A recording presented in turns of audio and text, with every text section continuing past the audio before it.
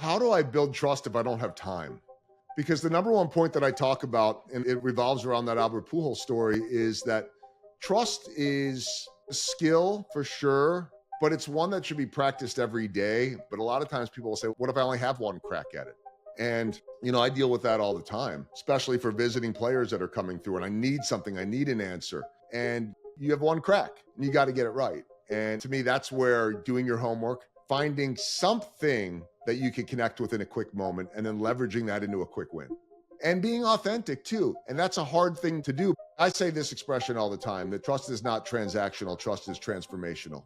But in a quick moment, it is transactional. And so you've got to figure out a way to engage them in something that they're genuinely interested in. And even if it's something that you're not genuinely interested in, I'm not saying be inauthentic, but have a genuine interest in learning about it. Welcome to the Learn It All podcast, the show for today's leaders who want to get ahead and stay ahead, because we believe great leaders aren't born or made, they're always in the making.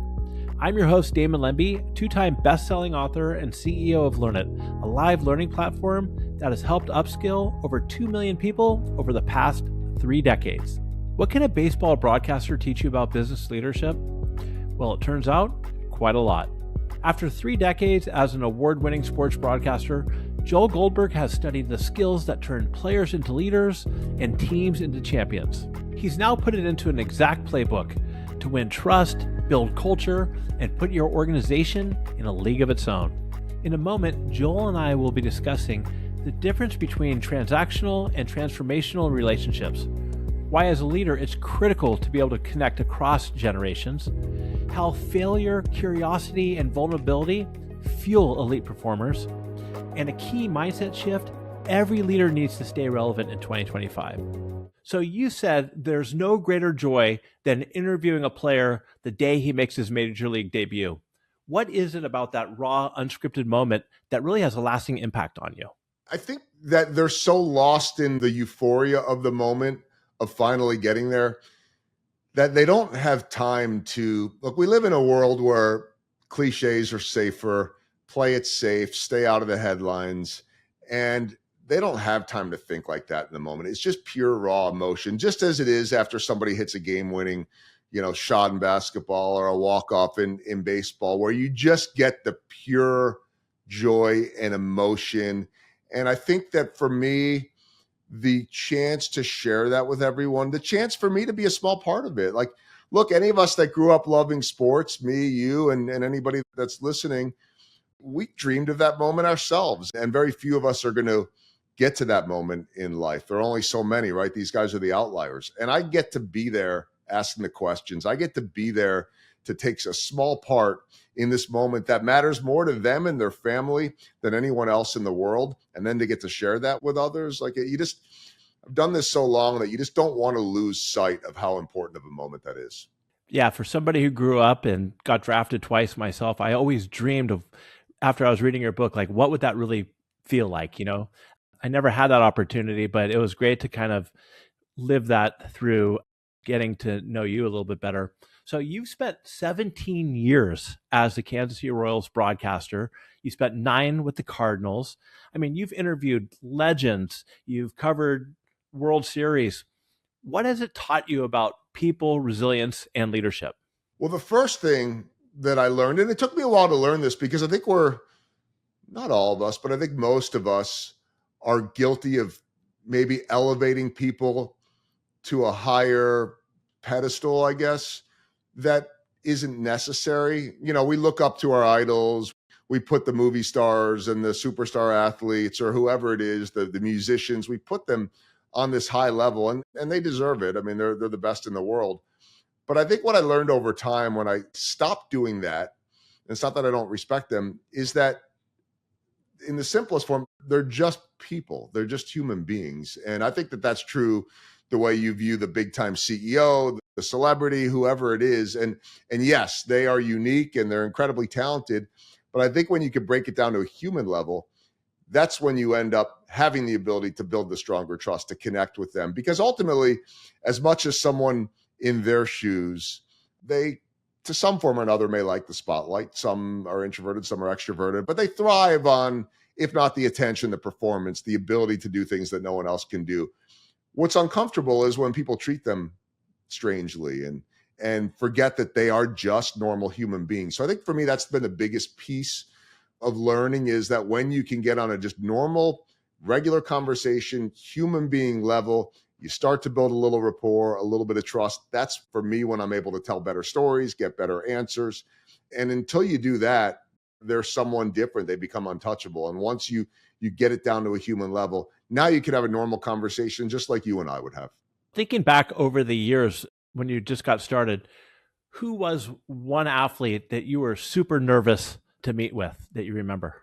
Well, I mean, there were so many of them. And when I got to St. Louis, Mark McGwire was, the home run chase and all that stuff going on. And these guys are larger than life. I mean, in his case, he was, he was, well, and in different ways, he was huge. And, I don't think I understood that yet, about how to approach someone like that. And I mean, the one, and I actually wrote about him in my first book, was Albert Pujols. And, Pujols quickly became the star as McGwire was on his way out in St. Louis. And it took me 7 years to earn his trust. And I just didn't understand how to connect with someone that was from a different background, from a different country originally, that was quickly becoming the most feared hitter in the world. It was Barry Bonds 1 and Albert Pujols 2, until Pujols kind of rose above him, as the younger guys eventually will do.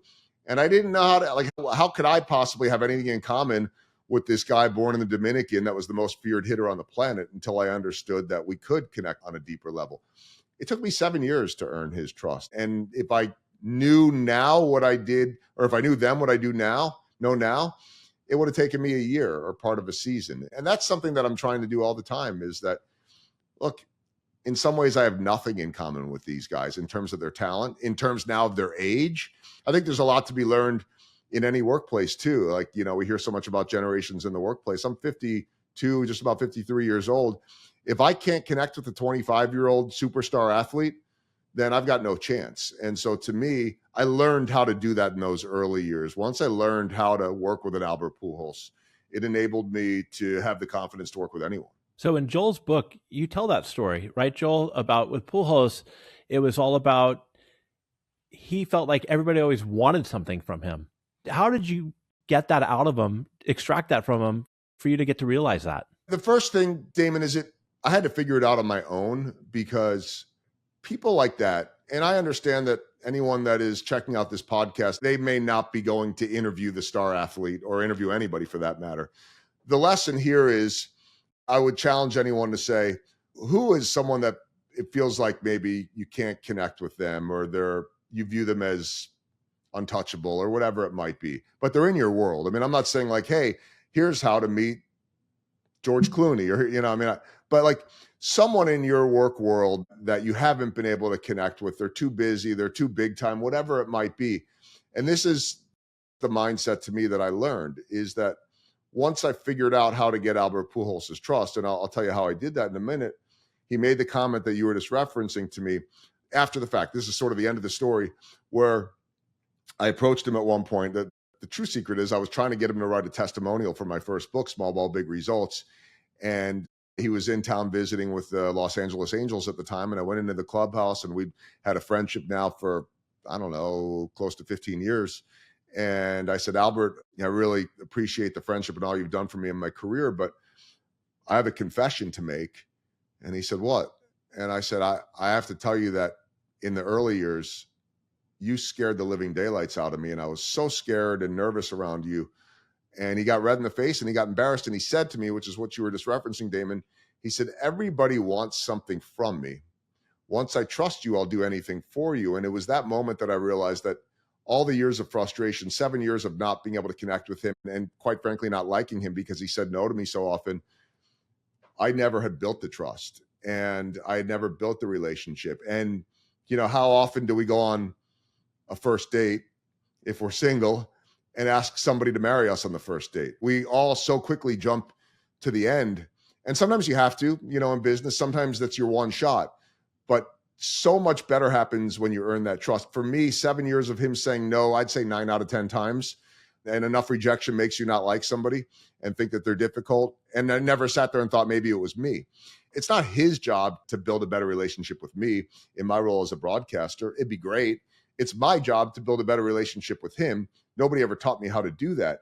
But in my 7th and final year with him, I walked up to him in Houston. I said, "Can I talk to you about something?" He gave me a look like, "What are you up to?" And I get it. What interview? What do you want to ask me? And I kind of put my hands up like, I no interview, no camera. It's off the record. It's private. It's personal. He said, "Oh, let's go to the visiting batting cage at Minute Maid Park in Houston, and we'll talk about it." He had no idea where I was going. I asked him and told him that confidentially, I have a job opportunity in Kansas City next year. Nobody knows about it but my wife and boss. And I love to tell the story because if you don't know his background, you would be saying, why in the world are you trying to get advice from a guy that you've struggled with for 7 years about a job opportunity? Well, Pujols was born in the Dominican. His family moved to New York when he was 16. They had a ton of family in the Kansas City area that had settled and liked it. And I'm sure it was cheaper than, well, I know it's cheaper than New York.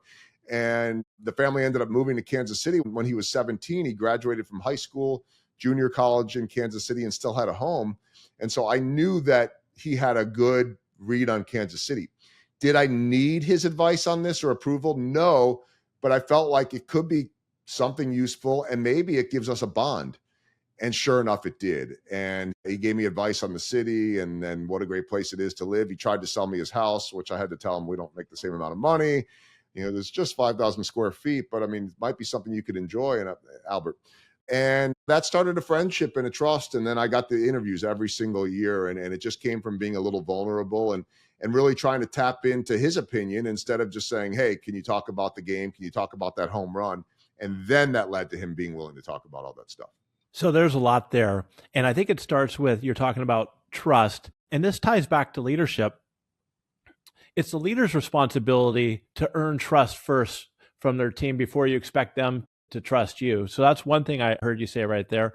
Also, with Pujols, you did something a little different. Instead of just asking him the same question and wanting something from him, you connected with him by asking his opinion, which is probably totally different than what he's used to. And that kind of opened up the gate for you. And, you mentioned, George Clooney or Albert Pujols, but in the business sense, this is super important if you're leading a team because you need to be able to connect with your people. Or if you're a sales executive, you need to learn how to be able to connect with your customer or prospect. Now, a lot of times, I'm also 50, in my 50s like you. When you were 20, you were interviewing 20-year-olds. When you were 30, you were interviewing 20-year-olds, and they keep staying the same age. We get older. That's a tough thing to do. What advice do you have for leaders out there to help them learn how to connect with these different generations? A couple things. The first is finding commonality. That's going to be true, by the way, whether they're younger than you, older than you, or whatever it is. And so sometimes for me, that commonality is if you can get to know somebody's interests, and you got to do it from an authentic place. Look, if they love rap music and you hate rap music, or they love country music and you hate country music, then I'm not saying you can't go there, but don't fake it and suddenly pretend to be that. But you know what? I can't tell you how many times over the years I would ask one of our Latin American ball players, "Hey, what's that music you're listening to?" "Well, who's that group?" "Oh, that's so-and-so. They're the biggest bachata band out of the Dominican Republic." "Oh, I'm going to check it out." Then I listen to it and, "Oh, I kind of like it. This is pretty good." Now I'm going to go back to that player and say, "Hey, I was listening to that song. That's really good stuff." And now suddenly we have a little bit of a touch point. Here's me at 50 something years old, I can remember first being introduced to Dominican bachata music probably in my late 30s by a couple of our Dominican players. And I still listen to that music to this day. Now, anytime I talk to them, I could say, "Hey, give me another group," or "What's this?" or "What's that?" And so it gives us a little something and it shows effort.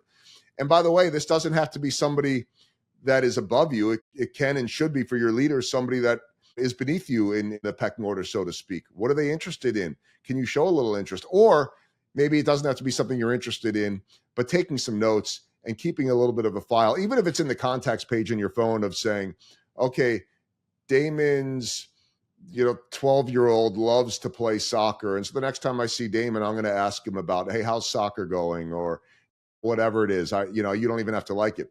But as far as the age and the generations, like I always say that have the assumption that they're not going to come to you. Just the same thing as Albert Pujols. You've got to come to them. And so the expression that we hear all the time about meeting someone where they're at, it's probably overdone a lot. It's such an overused expression. But how about just figuring out how to get to someone, because they're not going to come to you. And so for me, in my 50s now, and yes, these athletes being in their 20s, here's the red flag. When you are so hung up, our generation, Damon, or shoot, if it's millennials that can't quite relate to Gen Z, or it's boomers that can't relate to anybody, whatever it is, when you find yourself saying, when we did it this, back in our day, some expression like that, back That's in our worst. day, when we did it, or they're so soft now, or whatever it might be, stop. Because whether you like it or not, whether you think they're soft or not, in the baseball world, it's like, well, I mean, back in the old days, they used to throw complete games. And back in the old days, they would retaliate for it. Well, that we're not in the old days anymore. We're in the modern day. And as much as we want things to go back to when we were growing up, we're around the same age, Damon. And everybody, the kids were all outside running around and playing in the neighborhoods, and they weren't sitting in front of video games. This is where we're at. All right. The world is different in 2025 than it was in 1980. It was different than it was in 2015 as well. I mean, we've had a pandemic, all these things.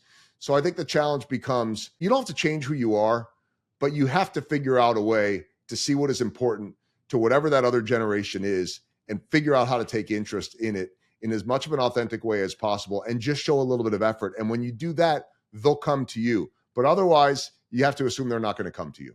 And a lot of it has to do with remaining curious and listening and being able to adapt and grow. And I know you talk a lot about this in your keynotes. You and I discussed your winning trust keynote. What are some of the questions that the audience come to you with, either during the keynote or afterwards, with some of the struggling pain points they have when it comes to building trust?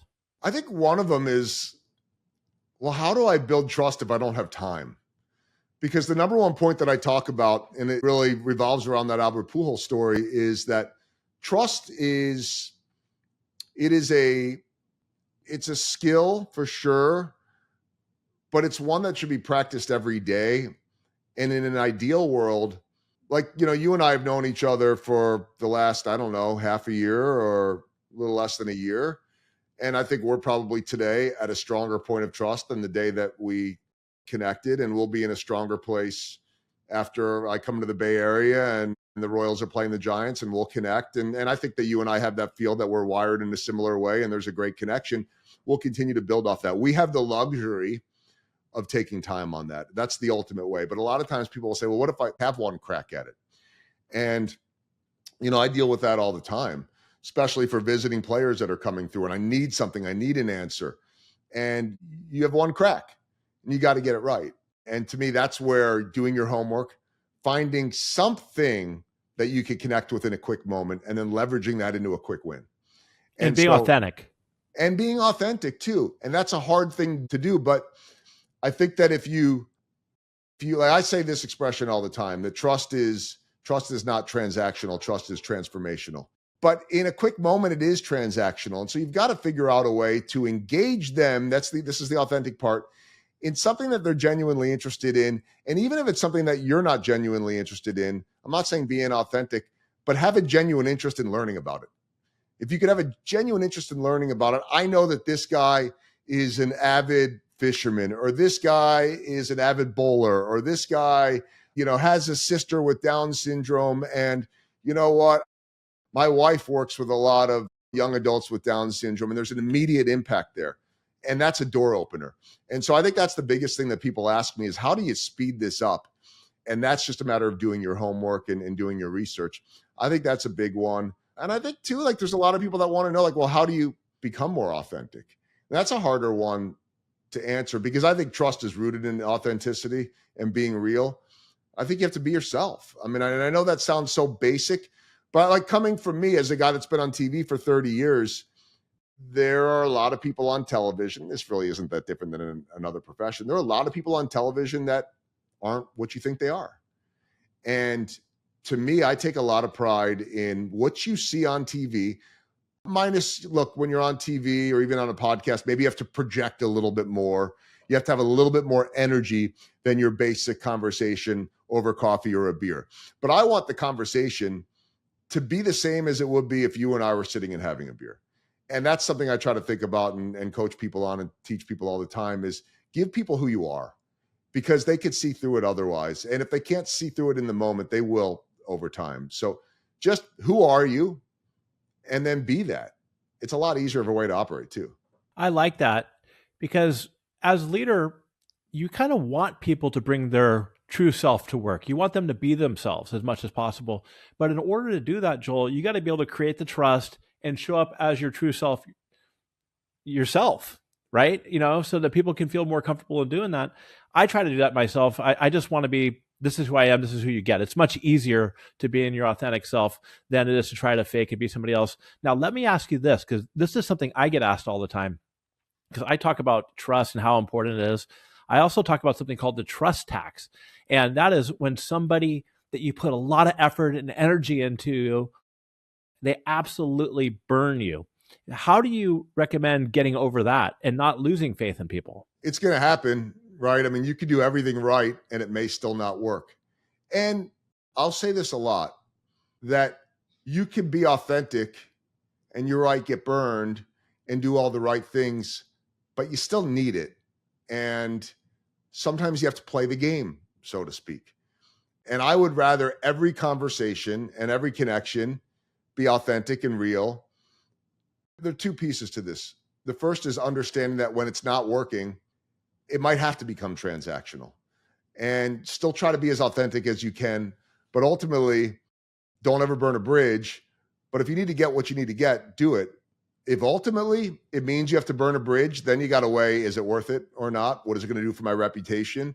Because that follows you really everywhere you go. I think the other piece to this is that there's some times where you can over leverage all of this.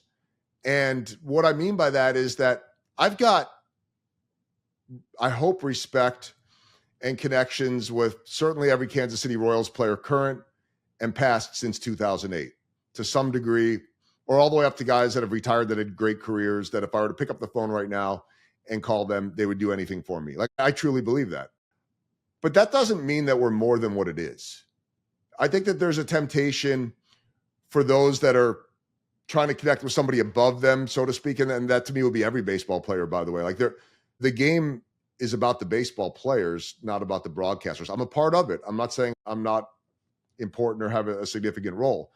But ultimately, the players are the ones getting paid to win baseball games.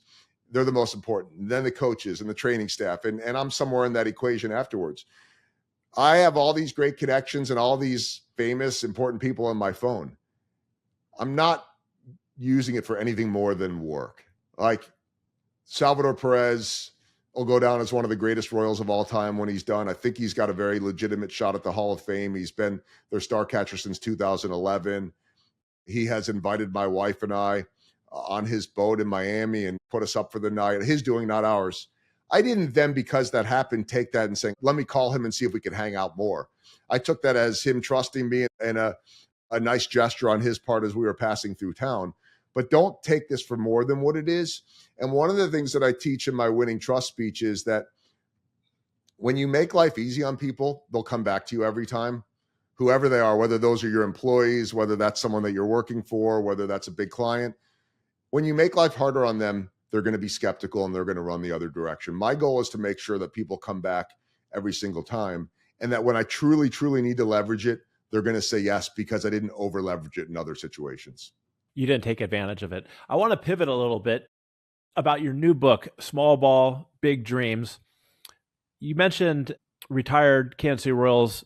The guy who wrote your foreword, George Brett, is my absolute, him and Will Clark, my two favorite ball players of all time. And so in baseball, small ball is hitting behind the runner, bunting the guy over, starting off the first batter with a strike. For all of us who play baseball or new baseball, we know that. But for those who don't, let's translate this into the business world. What does small ball look like in the business world? Give me a couple examples. The first thing I want to do leading into that, to paint a picture of truly what small ball is in baseball. And by the way, George Brett, I wrote the forward for my book, maybe the greatest third baseman of all time. That could be debated. It could be him. It could be George Brett. It could be Brooks Robinson. Depends on it. But we're talking about one of the great hitters and third basemen in the history of the game. And the expression George uses all the time for a guy that could seemingly hit better than anyone is try easier. And I think there's some small ball in there too. Like, stop trying to hit the home run. The home run is a byproduct of doing the little things well. But I was doing a game the other day. The Royals were in Detroit. They're struggling. They had said it's going to take playing some small ball. It's going to take doing something little to get out of a really bad funk.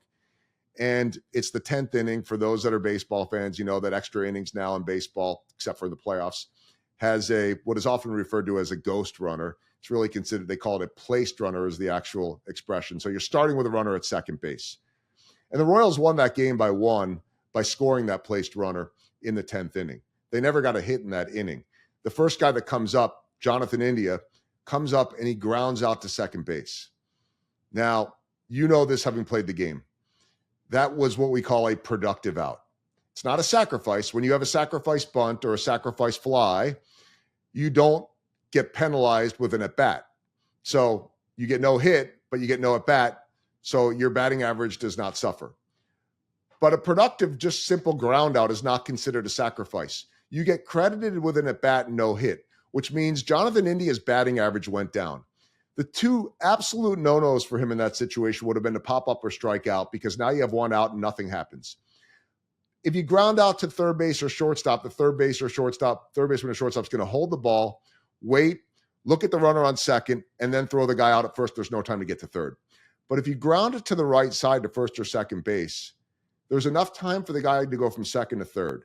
Now there's one out, which means the next hitter can hit a fly ball to the outfield, and with it not being the final out of the inning, that base runner can score on a tag play. That's exactly what happened. Jonathan India, as I was standing right at the edge of the dugout, came back having recorded an out that he gets no credit for and got a hero's welcome in the dugout. High fives and pats on the back.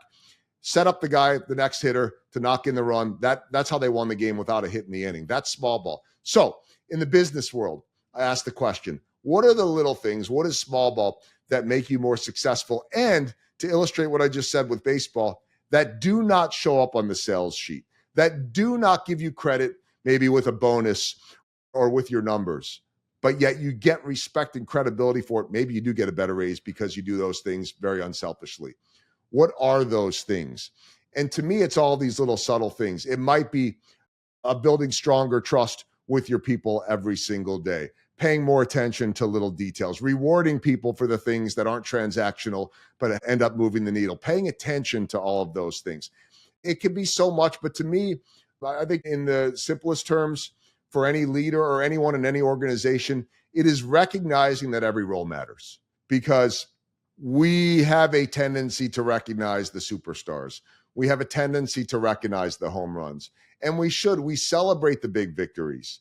We also give too much attention, or maybe not too much attention, to the guy in front of the camera, me, or the home run hitter that's doing it. What about the trainer that gets that person ready, the strength and conditioning coach? What about the accountant that if the accountant doesn't do their job, you're not getting paid?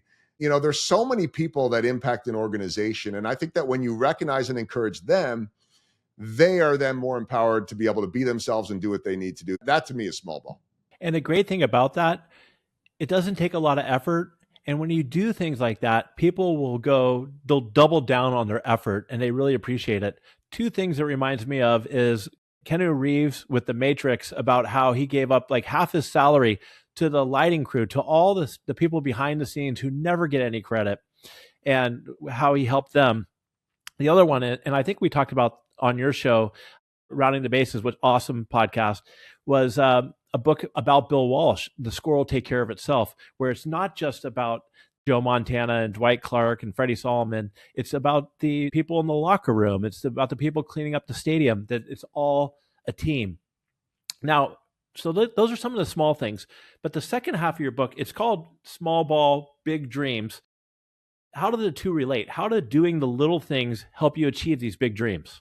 I think, Damon, we get so fixated on this has always been the case too, the destination. I mean, nowadays everybody talks about journey over destination, and I so firmly believe that. And I was guilty of it my whole career, and maybe in some ways as I continue to build my speaking career on the side of my TV business or TV career, that sometimes I fall into that trap too, instead of focusing on process and trying to embrace this journey. And the thing about these dreams is that we all have our dreams growing up, and we think it's supposed to be a certain way and that there's a certain path to take. It rarely goes as planned. Like that to me is the biggest theme of this book. It's a book of grit, it's a book of resilience, and it's a book of pivot. Because the one common theme for everyone in my book about the success they've had is that they were gritty and that they were resilient, and none of them got there just because it was easy or because they were the greatest at what they did. And look at the greatest in all of sports, the Michael Jordans, the Kobe Bryants, the Joe Montanas, whatever it is. I mean, those guys also worked their butts off to go with the incredible talent they had. It wasn't just enough to be talented. Most of us don't have that level of talent. So we have to get the rest of it right. We have to be gritty and resilient. But I think to me, what was so fascinating, and I don't know if I knew this was the theme coming into the book, I had the title. I knew, like you said at the start of this podcast, that being a small part of these dreams or seeing these dreams come true was, that was the ultimate payoff. But then learning about how crazy these journeys were and that nothing ever went as planned, that to me is the beauty of the story and the journey. And the understanding too, this is the other piece to it, is that you end up on these really cool tangents along the way, that some of them bad, some of them good, life lessons, growth opportunity, is that part of not seeing it go exactly as planned is it can oftentimes take you into places that you never thought you would be and open up other doors for you along the way. Absolutely true. Life doesn't go exactly as planned. It's not linear, and you need to be able to adapt and adjust. And for our listeners, so Joel's book, I don't know exactly how many stories, but each chapter is about an individual. There's broadcasters, I think, who had ALS, women who struggled in a men's world and how they overcame that. One of my favorite stories I want you to tell in a moment is Kevin Youkilis. But each of these different chapters, they go with a pre-game game and a post-game, and they kind of set up the whole story, and they have these business lessons in between them, which I think is fabulous. So share with us the Youkilis story. Yeah, Youkilis, I mean, great baseball player, a guy that I didn't know incredibly well, just a little bit.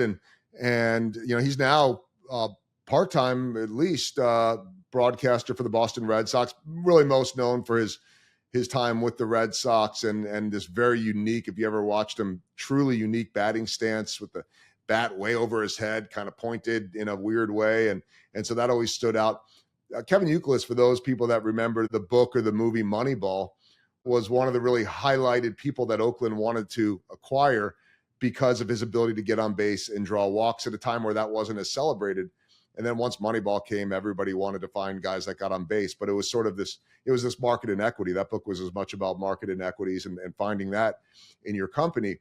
And so he was really known as, they called him the Greek god of walks with the name Youkilis. He's not even Greek, by the way.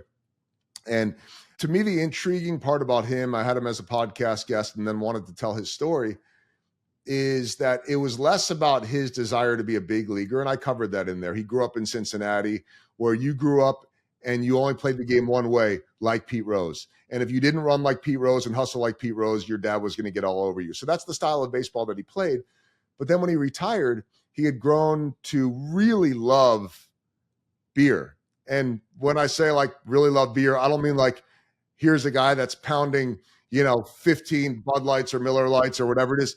This is a guy that, and I think this is so cool, I don't see enough players do it, that decided when he was on the road traveling with, his teams with the Red Sox and later the White Sox, a little bit Yankees, he started visiting local breweries because he got in, in the clubhouse, they'd have beer selections for players on the road after a game, and he'd see some of these local beers and wanted to visit the breweries and started to learn about them and build a network and make these connections. And, fast forward to after retirement, he opened up a brewery in the San Jose area. I mean, not too far from you, down the south end of, I guess, the Bay Area. And he's a business owner now. And I just thought it was fascinating to take his leadership and his entrepreneurial journey and compare it to the baseball journey. How does running a company compare to being in a baseball locker room. How did the lessons that you learned from playing for a future Hall of Fame manager in Terry Francona translate into running a business?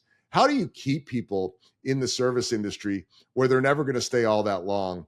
And I think one of the greatest small ball lessons I learned from him was the speech that he gave his people, or what he tells his people, of saying, look, I know you're not going to be here forever, but as long as you're here, let's win together. I'm going to support you any way I can. And when it's your time to move on, if you want to move on, I'm going to support you in the best way to help you move on. Really looking out for your people no matter what is happening. Joel, that last piece is exactly what I liked the most about that story. Was you have some of these, they're not going to stay in your company forever. And hopefully they have other dreams, to grow and evolve. And what I got from you was what he really cared about deep down, he says, is the people's growth, is the opportunity. And what he would ask them is, look, while you're here, just give it the best you can give it. And when you get a new opportunity, I'll give you a big hug and you can move on. And that kind of goes back to what we talked about with trust, right? It's also like you trust people that are going to give their best, and then they trust that when they come to you and say, hey, I'm moving on, that you're not going to get pissed at them, that you're happy for them, and you move on.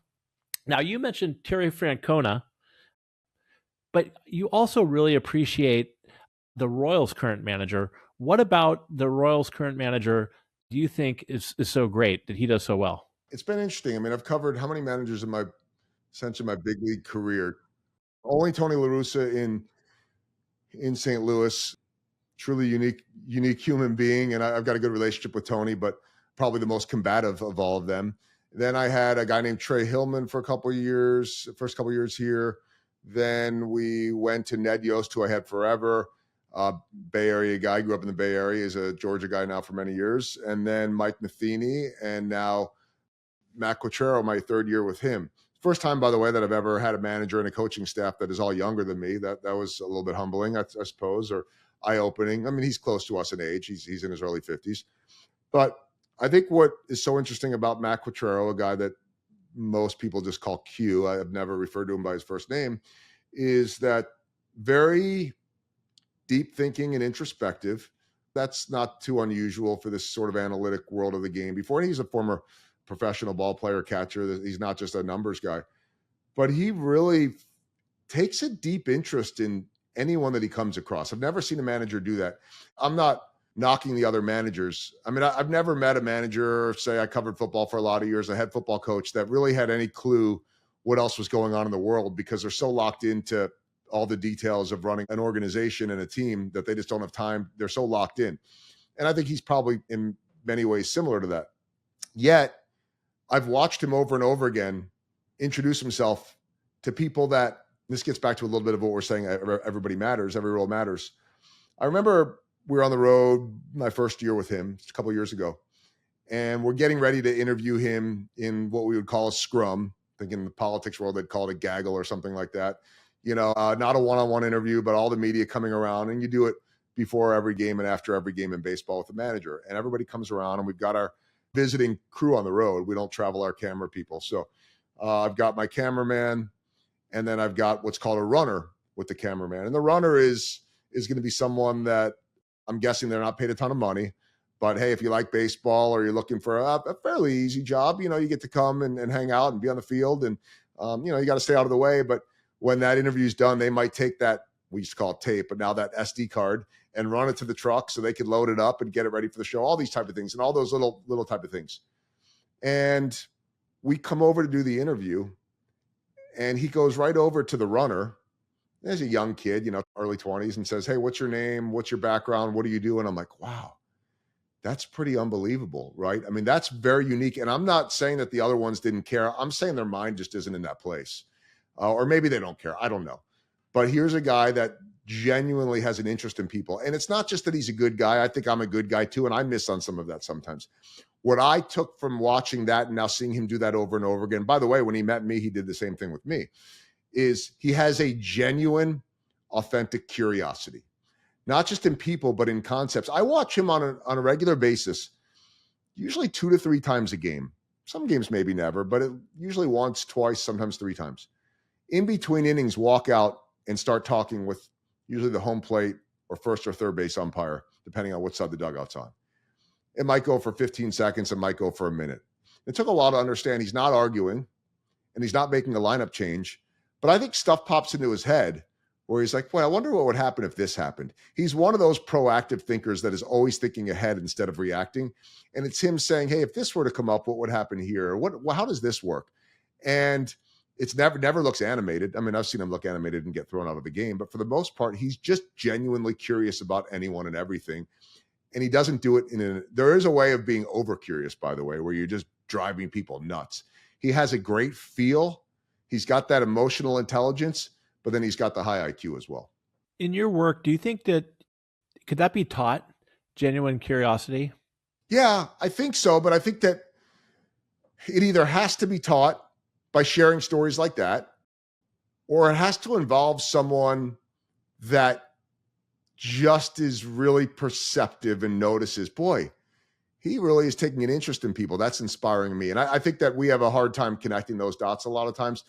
That's my job as a motivational speaker and creating content and doing what I do is I ultimately believe, and you're doing the same thing with this podcast, that we're just dot connectors.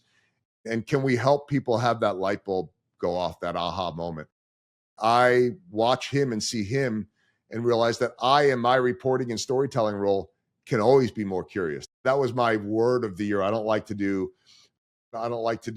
New Year's resolutions because they, at least for me, they never last much more than a year. But can I have a new theme or a new drive? And then for me in 2025 is let's be more curious. Just follow up with a couple of whys or hows or whats instead of just taking what they say and moving on, and then having the right ability and touch to know when to do that and how to do that. I like that. And getting back to, you were talking about seeing Hall of Fame managers, but also some incredible players over the years. I mean, you got one right now, Bobby Witt Jr., Salvi Perez, George Brett, all of these guys over the year, and women. What can somebody who's never played any sports learn that they could then apply in the business world from those types of individuals? I'm going to give you a great lesson. And if you're a baseball fan, you'll love this story. But if you're not a baseball fan, which is always my goal, everyone in any audience that I talk to, my goal is to get the non-baseball fan. And I recognize that if people are showing up for an event because they have to, or, well, it's usually because they have to, because if they're not a baseball fan, they're looking, I don't want to hear this baseball guy. Nothing I do is about baseball. It is using baseball as a teaching tool. And so here's a great lesson for me. And the beauty of baseball, I mean, you're a baseball guy, Damon. Baseball is a sport of failure. And I tell every audience that I am not coming here to tell you that being successful 30% of the time is good, because in almost every profession that would get you fired. But in baseball, as you know, being a successful hitter means failing at least 70% of the time, right? I mean, George Brett was the closest we've seen to 400 since Ted Williams, and he fell short. He batted 390. That means that he was successful at the plate 39% of the time that year. That's like Hall of Fame level, and he's a Hall of Famer. Here's the lesson. If you can learn how to manage failure in your business world, your professional world, and personal for that matter too, the way the best baseball players do, then you are going to be successful by managing that failure. Last year, the Kansas City Royals are in Texas. It's June.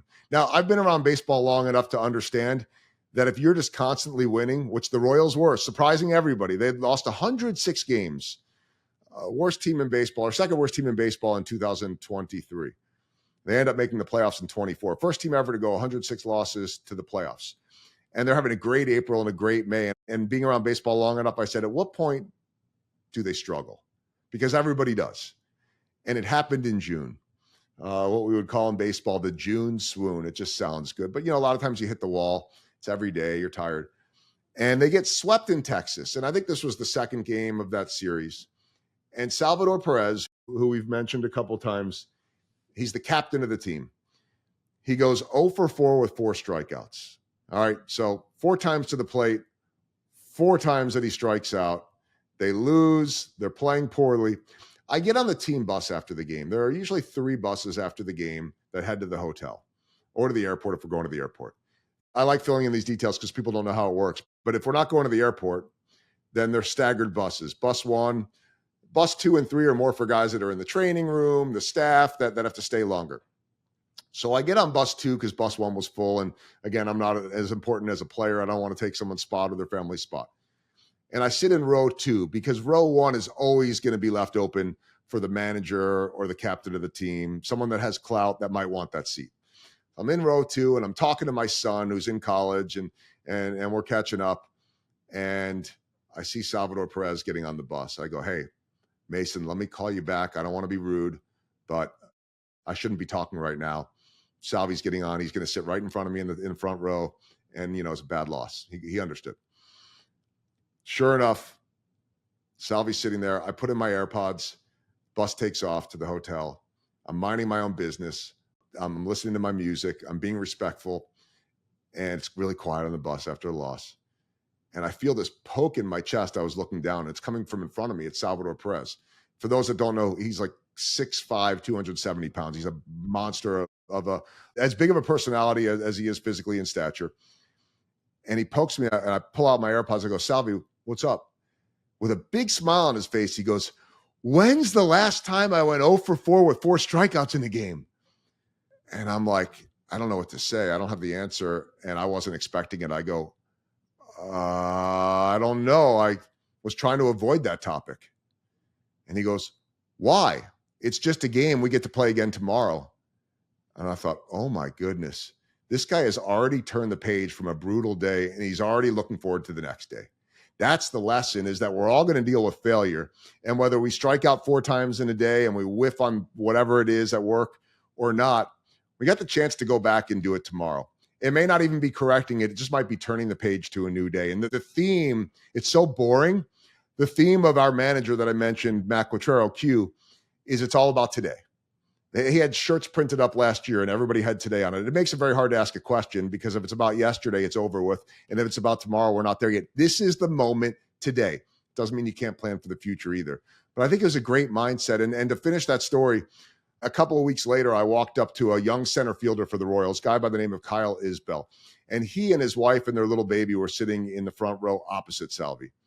And I said to him, hey, Izzy, that's his nickname. Did you by any chance overhear what Salvi told me on the bus in Dallas? He goes, oh yeah, I heard every bit of it. I said, do you think that was for me or for you, that message? And he goes, I don't know, maybe both of us. But I know that the next day I went on the air and I said, boy, the Royals are playing some of their worst baseball of the year, but I can promise you that they're not panicked about it. It starts on the top. Salvador Perez already turned the page. That's what everybody else is hearing.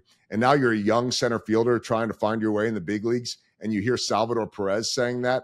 Oh, wait a minute. The world's not coming to an end. Let's move on to tomorrow. That to me is the beauty of all of this. I love that. That's an awesome lesson.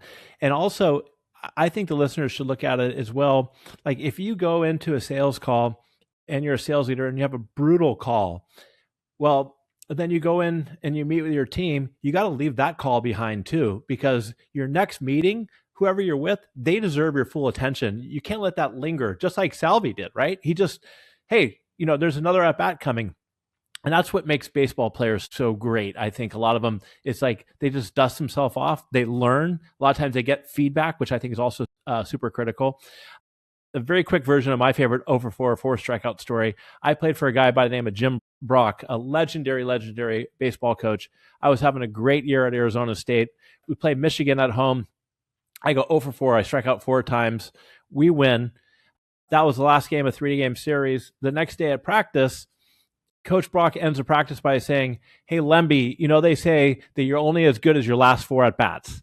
And kind of gave me a pat on the back and even a hug just to show that, hey, it's okay. Loosen up. It's just a game. Let's have fun. And I think that's like what great leaders do. And I don't mean necessarily a coach. What Salvi was doing is exactly, Joel, what you were saying. He was modeling this behavior for the rest of the team. Because in baseball, you're going to fail so many times that you can't let that mental exhaustion drive you down. Thank you for sharing that story. Before we wrap up, one thing I think that's super important when it comes to leadership is storytelling. You're a master storyteller. I could tell that from your book, the story you just told. What advice do you have for leaders who maybe don't think that they're a good storyteller, that how they can get better at storytelling and why that's so important when it comes to leading a team? I will use 2 words that I think are critical for this. vulnerability and curiosity. I mentioned curiosity before. Curiosity in others, because when you could tell other people's stories in a way that elevates them, that is a way to build trust. That is a way to connect with people by promoting them and telling them and representing them. But the vulnerability piece is that, how did you get to where you did? I mean, your story with Learn It, your story and your family background and everything that you've put into this, there's a story there. It just didn't just happen overnight. And what I've come to learn is that the more vulnerable you can become, I think enables you to allow people to get closer to you or enables you to get closer to them. There is nuance and there's a fine line between telling everything about yourself versus being vulnerable and sharing about yourself. Not look at what I did, look at what I did, but here's how I did it. And here's maybe how you might learn from it or be inspired by it. And so I think that it's easy for everybody to say, oh, he's been on TV for 30 years, or here in Kansas City, oh, this guy's been here forever. But how did I get here? You know, what's the journey? And what did I learn that could help other people, just like Salvi was doing with that? And so I think that's the key piece to storytelling, is remembering that everyone has a story to tell. We may not tell all of them. We may not find out all of them. But when you start being curious, I mentioned the commonality, finding a bond. Sometimes you just make conversation with people. And as long as you're doing it at the right time, there's another piece to this: read body language. Know when to do it, not when not. Because if you're trying to find a connection or a bond, or trying to make small talk with someone and they're in a rush, you do that enough times, they're going to avoid you. So putting people in the right place to help themselves and also help you, taking a genuine curiosity in them, and then telling those stories and sharing your own story. There is always a story to tell. And then I think the most important piece to this question is not, how can this story make me money, or how can this story get me, in my case, a speech? How can it help someone else? And I think that when you look at that, we talked about all the failure in baseball. The failure is okay if it's over and over again, if you're learning from it, right? But if you're not learning from it, then there's nothing gained. So being aware, being curious, being vulnerable, and then helping others with that. So many great things right there. One of them is, it's not about you, it's about others. How can you give and help them? And also, it's okay to fail. Just don't make the same mistakes over and over. Learn from them and get better. What is one small habit that you recommend people steal, that learn from you, that they can use? I think here's a good, I mean, there's so many, but here's one that I have learned that I think becomes important for everyone, really, is learning how to say no. And I know that's a little bit off topic from what we're doing, but if you're constantly saying yes to everything, there are no boundaries there. And I want to be able to use all of my energy towards the things that I want to do and need to do. And I think that if you're like, I'm a people pleaser, so it took me a while to figure this out. If you're constantly saying yes to everyone, it makes it a lot harder to be your authentic self and show up in the places where you need to build trust. And so that doesn't mean it's a hard no for everything. But one thing I've learned is that most people, we hear this expression all the time: you can't get it without trying. You can't get it without asking. And I agree with that. But if you are asking with the thought you're going to get no, and you keep asking people to say no, people are uncomfortable with no. People would rather not have to say no. And so when you put people in an uncomfortable place where they have to say no, it's awkward, right? And now they have to do something that they don't want to do. But I've sort of reverse engineered that in my head as someone that doesn't have enough hours in the day, like many people can relate. 24 hours isn't enough when we're doing a million things, and a lot of us are. Is if they're coming in expecting no, why am I the hardest one on myself? Why am I the one that is holding me to a standard that has to say yes? And so I believe that I could show up to do all these things well if I'm saying no in the spots that I should say no. And the only person that can control that is me. That might be a little bit off topic, but I think it really enhances everything else. I don't think it's off topic. I think if you say yes to everything, you're going to have to turn down opportunities that you just don't have time for. And time is finite. And what I've also learned is saying no because you don't want to hurt somebody's feelings. A lot of people are fine with that. They just move on. So Joel, as we wrap it up here, what is one more thing you want to leave our listeners with, whether it's from your book or from your keynotes that you do? What would that be? Well, let's focus a little bit on the winning trust piece, but also these dreams, right? And I mentioned before, like I'm not if you dream it or if you can do anything you want. Well, no, I mean, there are a lot of things we can't do, right? But I also think staying open-minded to all this. I've talked about curiosity and vulnerability. I've talked about building trust. I believe that the trust you build, the reputation that you build follows you everywhere, and that can lead to other dreams happening. But the incredible, and I think really interesting part about this is that oftentimes you don't know where those dreams are going, that they may take you down a path at whatever age you're at, right? I mean, if you're a Gen Xer like Damon and I, if you're a baby boomer, if you're a millennial or a Gen Z or whoever, whatever age it is, like there are new opportunities and paths that can be opened just by the trust that you build in people and the reputation that you leave. I never in my wildest dreams thought I'd be a motivational speaker, a podcast host, and an author of 2 books. It was never in the plan. My plan was to be a TV broadcaster. And by the way, I didn't think I'd be a pre and post game show host and in-game reporter. None of those jobs existed when I was a kid. I wanted to be the host on the local news doing the sports, or I wanted to be a play-by-play guy. And I've done a little bit of both of those, but this has been my calling and it's led to other things. So I think keeping an open mind, continuing to build those relationships, and those relationships will follow you everywhere. They'll open up new doors for you, and you never know where it's going to take you. But to me, it's opened up this whole nother life. I think that's wonderful. I mean, you kind of did a recap there, but I'm going to do another one. So we talked about the importance of trust and how to build connections. And especially when it's across cultures, you got to connect with people in different ways. You got to be authentic and genuine. We talked about failure, being comfortable with failure, like a lot of great baseball players are, what you can learn from amazing leaders, and the importance of storytelling and being consistent. So many great things today, Joel. We know we can connect with you by watching you on the Kansas City Royals. Where else can our audience connect with you? I'm all over social media. That part's pretty easy. It's usually either Goldberg KC or Joel Goldberg KC, but my website has everything. And so whether it's books, podcasts, speaking, whatever it might be, joelgoldbergmedia.com is kind of the one-stop shop. Joel, you've been awesome. For our listeners, do me a favor. If you know of anybody who maybe is struggling to dream, maybe that their glass is always half empty, send them this episode or recommend Joel's book to them, because there's so many great nuggets and learning lessons in there. Or if you're somebody who needs a keynote speaker, especially because your team is maybe struggling with trust, I highly recommend bringing in Joel for your team and your company.